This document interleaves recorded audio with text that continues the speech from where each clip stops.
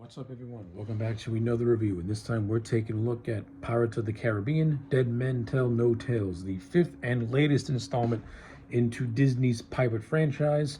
The story of this movie sees Captain Jack Sparrow going on the hunt to find the Trident of Poseidon, while at the same time warding off the threat of a new enemy in Captain Salazar, played by Javier Bardem, and of course the return of Hector Barbosa, as played by Jeffrey Rush. Captain Jack Sparrow teams up with Will and Elizabeth Turner's son Henry, and a new character by the name of Karina, who is an astronomer that is mistaken for a witch. So yeah, that is the overall story of Pirate 5. Let's talk about it. Overall, I thought this movie was just middling. Yeah, this was a middling movie, kind of on the same level as the fourth movie. I'm not gonna lie, the pirate movies are very exhausting, especially even if you're watching them day by day. They're just exhausting movies, mainly because it's a simple premise and plot stretched out longer than it should be. A lot of these movies do not have a justifiable cause to be over 2 hours long. This movie, yeah, it falls in that same category of a movie that if you cut off 20 minutes, you're not gonna miss much, you're not gonna lose much. It's gonna be a much more tighter paced movie. And that's how I feel about Dead Men Tell No Tales. It's a very thin plot that's stretched out for 2 hours, and you have an entertaining 30-minute opening, which is just flat out just goofy and borderlines on being a Looney Tunes cartoon. And then you have the middle section, in which is just the characters searching for whatever MacGuffin that they're looking for, while getting some exposition here and there. And then you get to the third act, in which you have the final battle with the villain. Like the pirate movies, the pirate movies have a simple formula, and in terms of how it executes that simple formula, it varies from movie to movie. I think The Curse of the Black Pearl still executes the formula perfectly, mainly because they told a much more interesting story and it was singular focused. That's not to say this movie is not singular focused, because it is. The focus is trying to get the Trident of Poseidon while warding off a villain. The only problem is that the story that's being told isn't really all that interesting. It has some interesting aspects, but this is just a weak movie. So with all that being said, let me just get the positives and the negatives out of the way, and then get this review finished, because I'm actually glad that this is the final Pirates movie, because I'm burnt out watching these movies. Watching all 5 of these movies makes me realize why I just couldn't get into this franchise. They're overly long, with simple plots that are stretched out longer than they should be, and I'm not gonna lie, they can get boring in a lot of areas. All right, positives first. The cast is always good. The cast in these pirate movies are always going to be rock solid.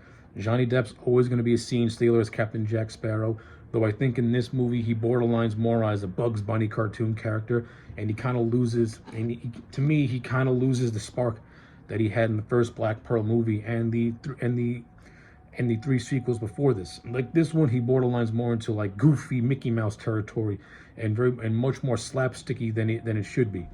Johnny Depp still pulls it off, and he's still really entertaining in the role. But that doesn't mean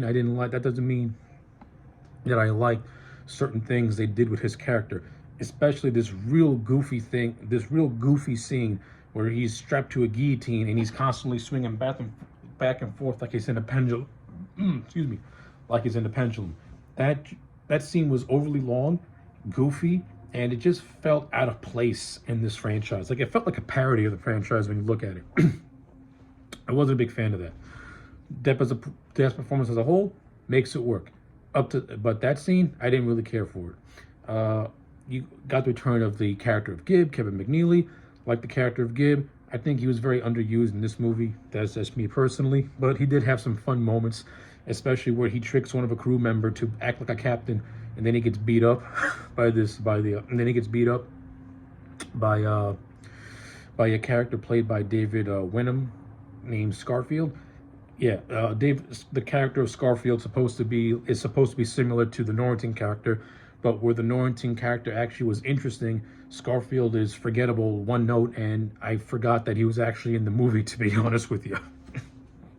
Like, you have David Winham in your movie, who is a very good actor.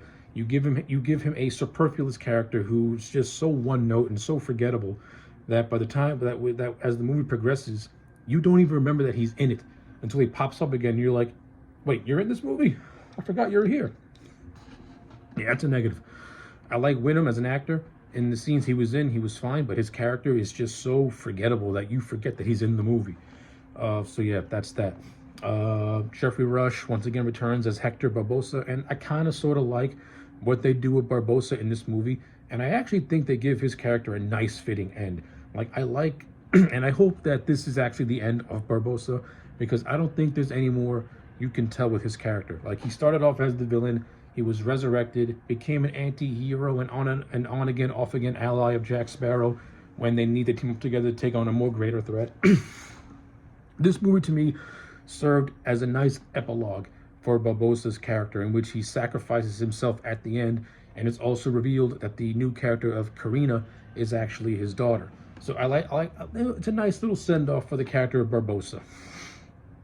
And I also like how he kind of forces himself to team up with the villain to find Jack Sparrow. It's twofold. He's forcing himself to team up with the villain so that way the villain does not kill him, and also because he still has, his on again, off again hatred for Jack Sparrow. So I liked it. It stays in line with Barbosa as a character, but I also like how they extended what was established in the last movie of Hector being more regal and more refined. Yet he still keeps that pirate personality because he'll always be a pirate at heart. But yeah, I think Barbosa gets a nice little send off at the end of this movie when he sacrifices himself. But all throughout the movie, Jeffrey Rush is fine, which is Jeffrey Rush is the character. Barbosa has always been one of my favorite characters in these movies, and Jeffrey Rush never disappoints. You have Brenton Thurwaitz, I think his name is Thurwaitz, who plays the character of Henry, the son of Will and Elizabeth. Brenton Thurwaitz is best known for playing Robin in the Titans TV show. I thought he was fine in this movie. He didn't give a groundbreaking performance, but he didn't give a bad performance. I do like how this movie kind of sets up the next generation. I do like the idea of young Henry, kind of following in his father's footsteps a little bit. And I do kind of like the whole thing of him wanting to find the Trident of Poseidon as a way to lift his father's curse from the Flying Dutchman. So yeah, that's a nice little thing, and he and Jack have decent on-screen chemistry here and there. The character of Karina, she's okay. I think they played way too into the whole damsel and distress thing with her. There are a lot of scenes in this movie where she's constantly being captured or being accused of being a witch, and it kind of got grating and kind of got tired after a while. I mean, the actress was okay. She didn't give the world's most groundbreaking performance. Her character is not as cool or as engaging as, let's say, Elizabeth, but she was okay. The movie did give you hints and teases of her having a relationship with Barbosa, and when it finally confirmed it at the end, I'm like, okay. And the movie did do a decent enough job at establishing the romance between herself and Henry, which, if they do come back for a sixth movie, I would like to see how that gets expanded upon, because I think you have the makings of a decent idea with that. We also get the return of Orlando Bloom as Will. We see him in the opening when he's on the Flying Dutchman talking to his 13-year-old kid, and then we see him again at the end where he comes ashore to be reunited with Elizabeth. Keira Knightley, who makes a non-speaking cameo appearance. Will in this movie, the plot, Will's story mostly revolves around his son, but he's just there as a cameo. It's good to see him back, so I'm not gonna lie. But yeah, that is what it is. It's good to see the characters of Will and Elizabeth return, because they're vital pieces of this franchise. They're two of the most important players aside from Barbosa and Sparrow. So seeing them come back is nice. I mean, if you really want to be technical, this movie feels more like a Pirates 4 than the actual Pirates 4, because this feels like a continuation from the events post at World's End, since it's supposed to take place, I believe, 20 years after the events of that movie, if I'm not mistaken. Maybe, yeah, about 20, maybe 13 to 15, maybe 13 to 20 years, give or take. I'm not entirely sure. But this feels more like a Pirate 4 movie, while Pirates 4 just almost feels like it's retconned out of existence. The only thing that's carried over from On Stranger Tides is the idea of the Black Pearl being held captive in this bottle. But that's basically it. Like, you don't get no reference to Angelica and the voodoo doll she had of Sparrow. That's completely just forgotten about. And what we're left with is a true continuation of At World's End and the legacy characters that are now were established in that movie. In terms of this movie's villain, Captain Salazar, played by Harvey R. Bardem, he's okay. He's not as engaging or as interesting as Davy Jones, and he's not as entertaining as Blackbeard. But I thought Bardem was okay. I don't like the fact that his character is mostly CGI. I thought that was a mistake. Not to mention the CGI looks very, very cartoony. Unlike Davy Jones, who is mostly a CGI character himself, but Davy Jones actually had a more realistic presence to him. And Bill Nye had enough material where he was able to make Davy Jones feel like an actual threat with a little bit of sympathy.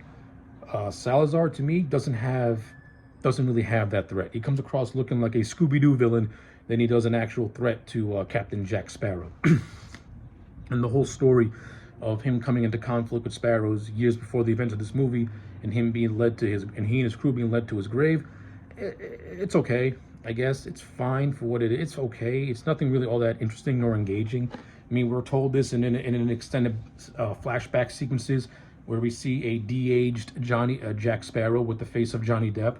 And yeah, it tells us all we need to know about why Salazar wants to kill Jack Sparrow and why he just has a disdain for pirates. Honestly, Salazar falls into the category of a villain who is just uninteresting. He doesn't have the charisma of Barbossa. He doesn't have the foreboding nature of Davy Jones. And he's not played by a talented actor in Ian McShane who can take a character like Blackbeard, who is not that interesting, but make him entertaining and memorable. Salazar, to me, feels forgettable. That's not a knock on Bardem. He's a good actor. I just think the character is just not that great, more or less. In terms of this movie's action sequences, they're okay for what they are. Like I said, this movie borderlines more. Yeah, the movie borderlines more into like Looney Tunes territory and doesn't have like the thrilling action sequences of, let's say, the first three movies. The one thing I'll always give the first three movies is that they do have entertaining action sequences.